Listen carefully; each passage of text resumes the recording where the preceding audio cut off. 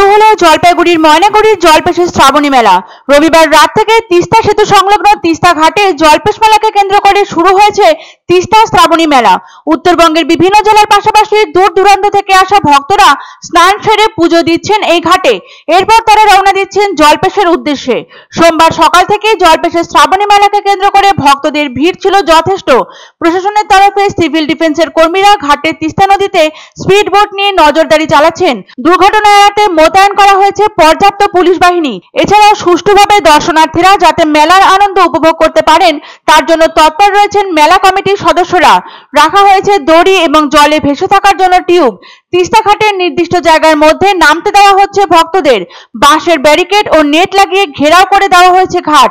ভক্তদের নামার সুযোগ করে দেওয়া হয়েছে ব্যারিকেড করা জায়গায়। নামতে দেওয়া হচ্ছে তিস্তা নদীতেও। তিস্তা ঘাটে আসা ভক্তরা জানালেন যথেষ্ট ভালো ব্যবস্থা গ্রহণ করেছেন প্রশাসন। 1 মাস ব্যাপী চলবে এই মেলা। বছরব্যাপী প্রতীক্ষিত শ্রাবণ মাস এসে গেছে, তার সাথে এসে গেছে জলপেশ বাবার পুজোর লগ্ন। দূর দূরান্ত থেকে ভক্তরা এসে এই সময় জলপাইগুড়ির তিস্তা নদীতে পুণ্য স্নান করে জলপেশ মন্দিরে পুজো দিতে যান। বিভিন্ন জায়গা থেকে বহু লোকের সমাগম হয় এখানে।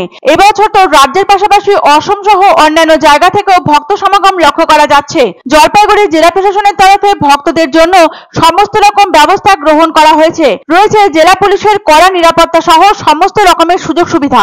শুধু সিসি ক্যামেরাই নয়, পাশাপাশি মোতায়েন থাকছে সাদা পোশাকের পুলিশও।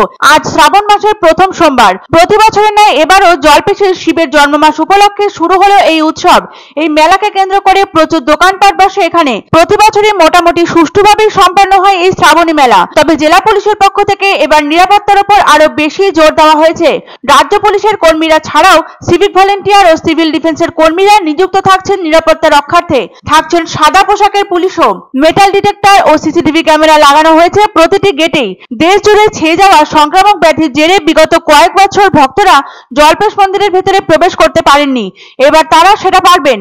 তবে অবশ্যই জারি থাকছে কিছু অবশ্য পালনীয় সরকারি নিয়মকানুন। মূল গেটে লাগানো হয়েছে স্বয়ংক্রিয় সেন্সর মেশিন। এই গেট দিয়ে ভেতরে প্রবেশ করতে পারবেন 50 জন করে পুণ্যার্থীরা। গেটটি বন্ধ হয়ে যাবে স্বয়ংক্রিয় মেশিন দ্বারাই। মন্দির কমিটির সম্পাদক জানান, পুণ্যার্থীরা যাতে ভালো করে জল ঢালতে পারেন এবং ভিড় যাতে এড়ানো যায় তার জন্যই তারা এই ব্যবস্থা গ্রহণ করেছেন। তারই পাশাপাশি মন্দির কমিটির পক্ষ থেকেও থাকছে তাদের নিজস্ব স্বেচ্ছাসেবক বাহিনী।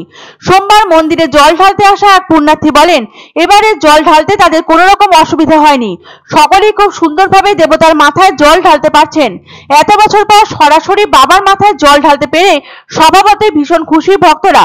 পুলিশ সূত্র থেকে পাওয়া খবর অনুযায়ী জলপেশ মন্দির লাগোয়া পুকুর চত্বরে মোতায়েন রয়েছে প্রায় 15 থেকে 20 জন সিভিল ডিফেন্সের কর্মী। সঙ্গে রয়েছেন মহিলা ও পুরুষ পুলিশ।